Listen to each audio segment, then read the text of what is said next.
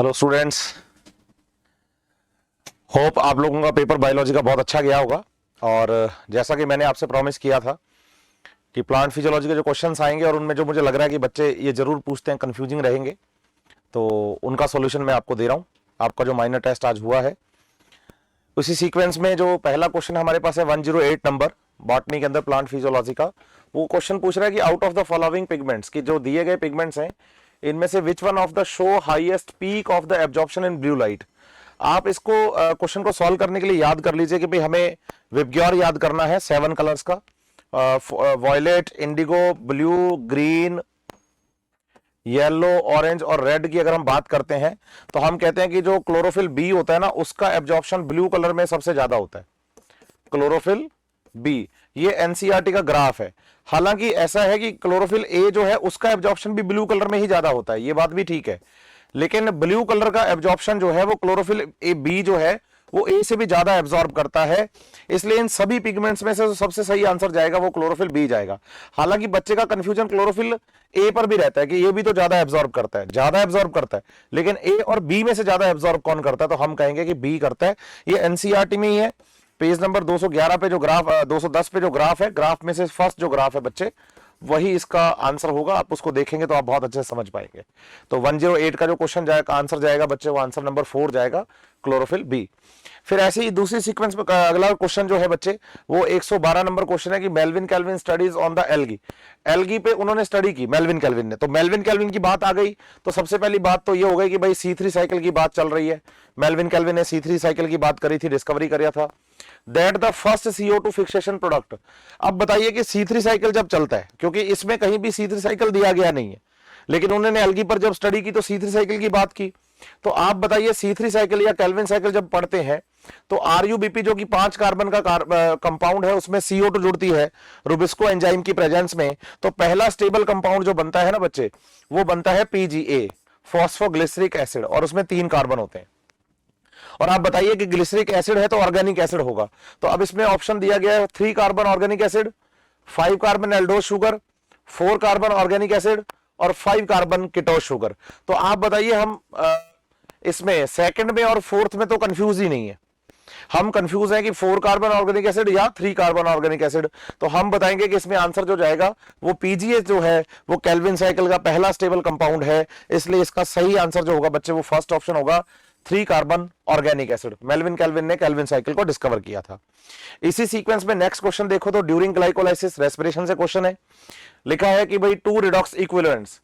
2 redox equivalents का मतलब हो गया हाइड्रोजन, कि हाइड्रोजन निकल रहे हैं in the form of 2 hydrogen atoms, की हाइड्रोजन एटम की फॉर्म में निकल रहे हैं, आर रिमूव्ड।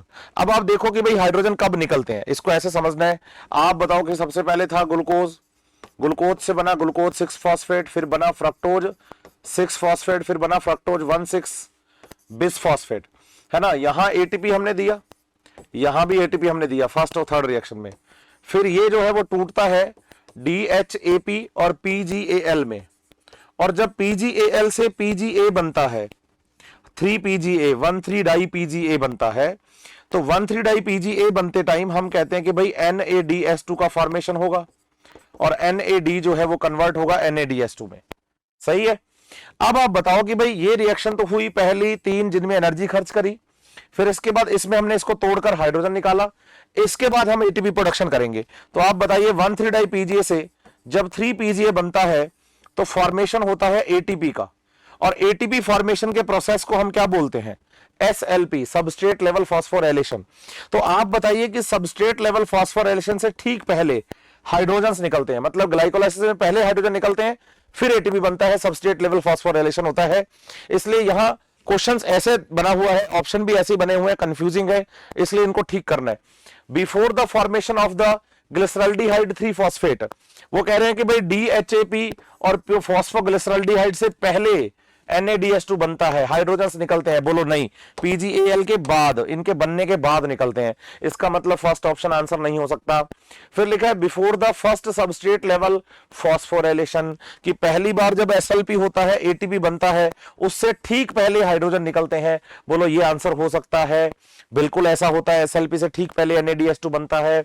फिर थर्ड में पूछा कि लिखा है कि just after the second substrate level phosphorylation. Second substrate level phosphorylation तो बिल्कुल लास्ट में जाके होता है, जब पीईपी से हम पायरुविक एसिड का फॉर्मेशन करते हैं और यहां एटीपी बनाते हैं। इसका मतलब यहां नहीं, इसके आफ्टर नहीं, इसके बिफोर ही आना चाहिए था। और जस्ट आफ्टर लिखा है तो और भी गलत बात हो गई, है ना। जस्ट आफ्टर तो पायरुविक एसिड से या तो एसिटाइल कोएंजाइम भी बनेगा, या फिर क्या चलेगा, एनारोबिक रेस्पिरेशन, ये भी हो नहीं सकता। फिर लिखा है when three phosphoglyceric acid is converted into two phosphoglyceric acid, कि जो 3 PGA है जब ये 2 PGA में बदलता है तब एटीपी बनता है। बोलो बिल्कुल नहीं बनता, फॉस्फेट निकलता ही नहीं है। फॉस्फेट निकलता है जब 1,3-डाई-PGA 3 PGA में बदलता है, उससे पहले। अब यहां एटीपी निकल रहा है, इसको SLP कह रहे हैं, इसके ठीक पहले NADH2 बन रहा है। इसका मतलब जो सेकंड ऑप्शन है वो बिल्कुल ठीक ऑप्शन यहां पर पूछे गए आंसर का बिल्कुल, क्वेश्चन का बिल्कुल सही आंसर है। तो आपको बताना है कि इस क्वेश्चन का जो क्वेश्चन नंबर है हमारे पास 117, इसका सेकंड ऑप्शन बिल्कुल ठीक है। नेक्स्ट क्वेश्चन है कि glycerol can enter to the respiratory pathway after being converted into. Glycerol की बात है, आप एम्फीबॉलिक पाथवे याद करिए। यहां हमने कार्बोहाइड्रेट याद किया था, यहां हमने फैट, और इधर हमने प्रोटीन बोला। हमने कहा कि कार्बोहाइड्रेट जो होता है वो फॉर्मेशन करता है PGAL और DHAP का, और PGAL DHAP एक दूसरे में कन्वर्ट हो सकते हैं और इससे पायरुविक एसिड बनता है। लेकिन हमने कहा कि रेस्पिरेटरी सबस्ट्रेट फैट भी हो सकते हैं, और जब फैट रेस्पिरेटरी सबस्ट्रेट होते हैं तो या तो उनसे फैटी एसिड बनता है जो कि आगे जाकर एसिटाइल को एंजाइम A का फॉर्मेशन करेगा, ये बात हम क्लियर कर चुके हैं, है ना। और जो साथ में निकलता है फैटी एसिड के साथ कौन, ग्लिसरॉल, तो वो ग्लिसरॉल कन्वर्ट होता है DHAP में, और DHAP बदलता है PGAL में और फिर ग्लाइकोलाइसिस में एंटर होता है। इसका मतलब फैट के फैटी एसिड तो एसिटाइल कोएंजाइम A को बनाकर, और जो ग्लिसरॉल है वो DHAP और PGAL को बनाकर अंदर आते हैं। अब ऑप्शन देखते हैं, पायरुविक एसिड में कन्वर्ट होकर, नहीं, बिल्कुल नहीं।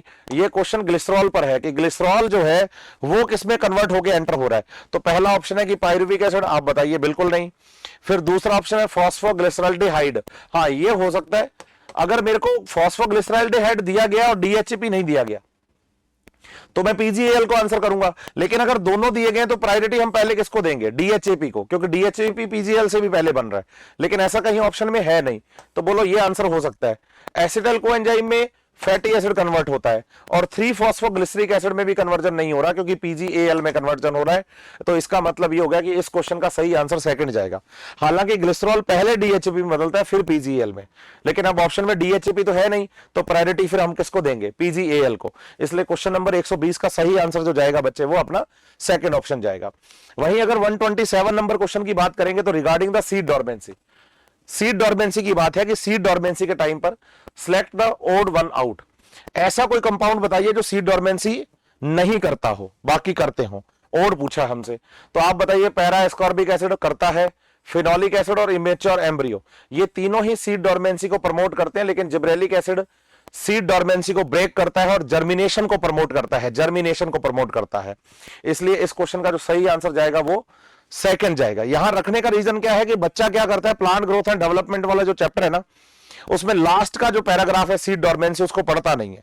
उसी के चक्कर में मैंने यहां पर इसको मेंशन किया है कि भाई ये तीनों चीजें वहां पर दी गई हैं, para ascorbic acid, phenolic acid और इमैच्योर एम्ब्रियो सीड के डॉर्मेंसी को प्रमोट करते हैं। तो इसको आप वहां से जरूर पढ़िएगा। अब फिर आगे बढ़े तो 131 नंबर क्वेश्चन है कि which of the following criteria pertains the active transport but not to the both diffusion and the facilitated and simple diffusion। मतलब ऐसा कौन सा क्राइटेरिया है जो कि एक्टिव ट्रांसपोर्ट में तो होता है, एक्टिव ट्रांसपोर्ट में तो होता है, लेकिन नहीं होता है सिंपल डिफ्यूजन में और फैसिलिटेटेड डिफ्यूजन में। तो याद करिए, जब हम फैसिलिटेटेड डिफ्यूजन इनकी बात करते हैं तो हम बताते हैं कि अगर कोई पोलर सब्सटेंस है और वो अपनी higher concentration to lower concentration जाना चाह रहा है तो इसे हम सिंपल डिफ्यूजन कहते हैं, इसमें कोई प्रोटीन काम नहीं करती।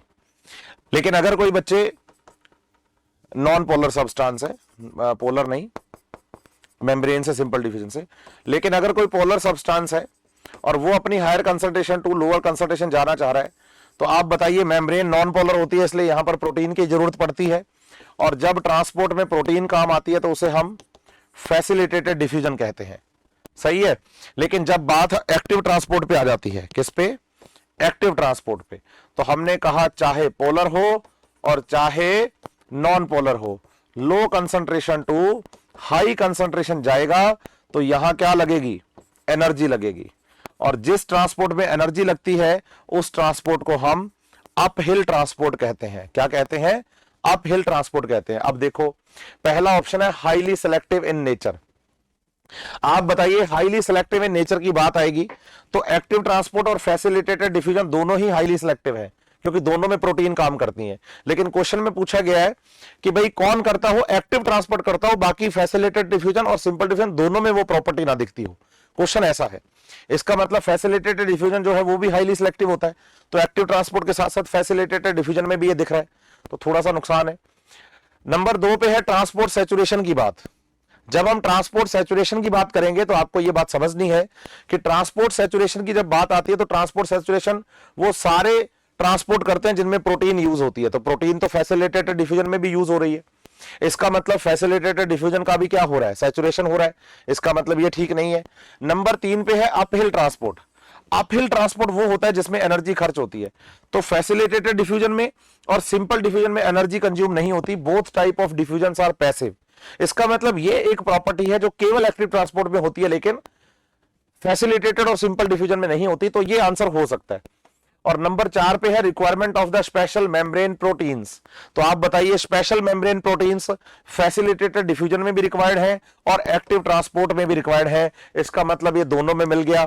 तो आप ये बताएंगे कि इस क्वेश्चन का सही आंसर जो है वो थर्ड आंसर है कि अपहिल ट्रांसपोर्ट केवल एक्टिव ट्रांसपोर्ट होता है, फैसिलिटेटेड और एक्टिव जो सिंपल डिफ्यूजन है वो ऐसा नहीं करते हैं।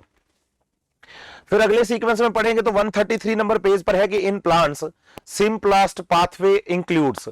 सिम्प्लास्ट का मतलब होता है कि जैसे हम एक सेल की बात करें तो हम बताते हैं कि भाई सेल में सबसे बाहर की जो लेयर है ये वाली, इसको हम मेंशन करते हैं सेल वॉल, है ना। और सेल वॉल के अंदर की तरफ हम बता रहे हैं सेल मेम्ब्रेन। तो आप बताइए, ये स्ट्रक्चर सेल मेम्ब्रेन और अंदर क्या है? साइटोप्लाज्म। सही है। और ऐसी ही अगर एक और सेल हो, उसकी ये सेल वॉल है,